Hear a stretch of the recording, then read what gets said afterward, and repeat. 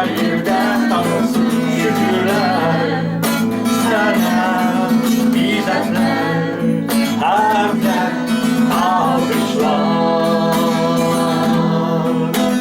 Okusun melekler, bütün göğler okusun rehberler. Rabbimiz uyansın, onun adı her yerde tanısın şükürler sana, izzetler hem de alkışlar.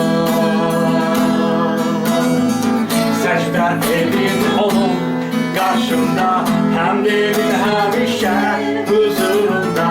Ellerinizi kaldırın sevinin, siz şanlanın Allah. Secde edin onun karşında, hem derin hem işe huzurunda. Ellerinizi kaldırın sevinin, siz şanlanın Allah. Siz şanlanın Allah. Rabbimiz gelecek. Siz şanlanın Allah. Hilaskar gelecek.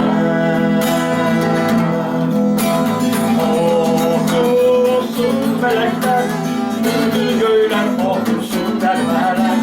Rabbimiz uyansın, onun adı her yerde tanısın şükürler sana, izzetler hem de alkışlar. Secde edin onun karşında, hem derin hem işe huzurunda. Ellerinizi kaldırın sevinin, siz şanlanın Allah. Secde edin onun karşında, hem derin hem işe huzurunda. Ellerinizi kaldırın sevinin, siz şanlanın Allah. Siz şanlanın Allah. Rabbimiz gelecek. Siz şanlanın Allah. Hilaskar gelecek. Преклоните спринги, предчувствии славы Бога в Его присутствии. Расклоните глаза, возрадуйтесь и прославьте Его. Преклоните спринги, предчувствии славы Бога в Его присутствии. Расклоните глаза, возрадуйтесь и прославьте Его.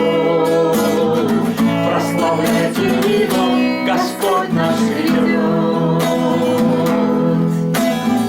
Прославляйте Его, Спаситель грядет.